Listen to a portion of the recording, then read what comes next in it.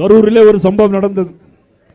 தமிழக வெற்றி கழகத்துடைய தலைவர் விஜய் கரூருக்கு வருகிறார். 12 மணிக்கு வருகிறேன் என்று சொல்லிவிட்டு இரவு 7 மணிக்கு வருகிறார். அது அவர் மீது உள்ள தவறுதான், இல்லை என்று சொல்ல முடியாது. ஆனால் வந்தவுடனே மைக்க எடுத்து 10 ரூபா பாட்டிலுக்கு 10 ரூபா பாட்டிலுக்கு பேசுறார். அது உங்களுக்கு தெரியுமா? 10 ரூபா பாட்டில்னா யாரு? ஊட்டியில இருந்து ரொம்ப தூரம் இருக்கு போல, பக்கத்தில் இல்லை போல. டாஸ்மாக்ல 10 ரூபா பாட்டிலுக்கு 10 ரூபா பாட்டில் அப்படின்னு அவர் பாட்டு பாடின உடனே, அவர் அப்படின்னு பாட்டு படிச்ச உடனே செருப்ப கலத்தி வீசுறாங்க அவர் மேல. லைட் ஆஃப் பண்றாங்க. போலீஸ் லத்தி சார்ஜ் பண்ணுது. தன்னுடைய 3 வயது குழந்தை 10 வயது குழந்தை பெற்ற தாய் கண் முன்னாலே மிதிப்பட்டு சாகக்கூடிய மோசமான சம்பவங்கள். இறந்து போனது 41 பேர். இறந்து போனவர்கள் 41 பேர். முதலமைச்சர் அடுத்த 5 நிமிடத்தில் அங்கு வருகிறார். எப்படி தகவல் தெரியும்? யாரை காப்பாற்றுவதற்காக முதலமைச்சர் அங்கு வருகிறார். இரவோடு இரவாக போஸ்ட்மார்ட்டம் பண்ணப்படுகிறது. இரவோடு இரவாக. ஆனால் 65 பேர் இறந்து போனார்கள் கள்ளச்சாராயம் குடித்து, கள்ளக்குறிச்சியிலே. ஒரு நிமிடம் கூட போய் எட்டி பார்க்கவில்லை. ஒரு நிமிடம் கூட போய் எட்டி பார்க்கவில்லை. ஆனால் 10 லட்சம் ரூபாய் கொடுத்தார். ஊட்டியிலே தேயிலை தோட்டத்தில் யாரேனும் இறந்து போனால், இங்க விலங்குகள் அடிபோட்டு இறந்து போனால் 2 லட்சம் ரூபாய்க்கு கூட கொடுக்க மாட்டார்கள். ஆனால் இவர் 10 லட்சம் கொடுக்கிறார்கள் கள்ளச்சாராயம் சாப்பிட்டு.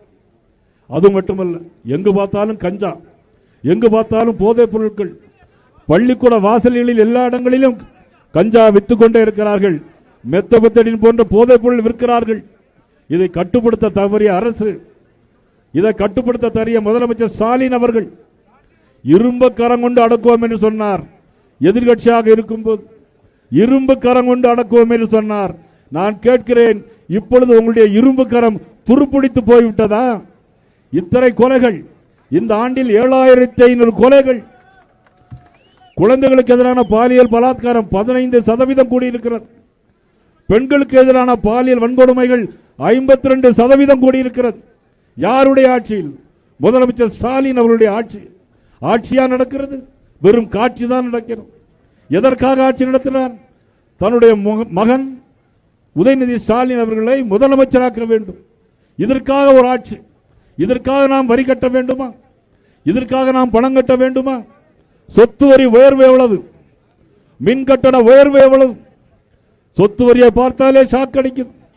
அவருடைய ஆட்சியில சொன்னார், அவர் எதிர்கட்சியா இருக்கும்போது மின் கட்டணத்தை பார்த்தாலே தொட்டாலே ஷாக் அடிக்குதுன்னு சொன்னார். இன்றைக்கு மின் கட்டணத்தை பில்லை தொட்டாலே ஷாக் அடிக்கும். மின் கட்டண பில்லை தொட்டாலே ஷாக் அடிக்கும். இவ்வளவு மோசமான சம்பவங்கள். இதைவிட ஏன் திருப்பரங்குன்றத்திலே பூரணச்சந்திரன் தன்னுடைய உடலிலே தீ வைத்து கொளுத்து மாய்த்து போனான். பூரணச்சந்திரன் ஒரு அமாவாசை தினத்தன்று ஒரு பூரணச்சந்திரன் மறைந்து விட்டது. தன் உடலிலே தீ வைத்து கொளுத்தி தன்னையே மாய்த்து கொண்ட செயல் யாரால் வந்தது? முதலமைச்சர் ஸ்டாலின் அவர்கள் தான் பதில் சொல்ல வேண்டும்.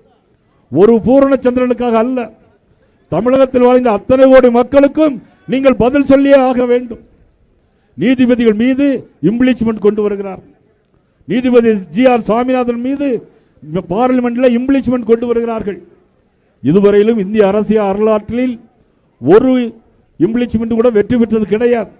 அவ்வளவும் கள்ள கையெழுத்து, அவ்வளவும் கள்ள கையெழுத்து போட்டு பாராளுமன்றத்தில் கொடுக்கிறார்கள். அங்க பாராளுமன்றத்தில் யார் இருக்கிறார்? நம்முடைய உள்துறை அமைச்சர். சாதாரண ஆளா? அவ்வளவு கையெழுத்தையும் வெரிஃபை பண்ணார்.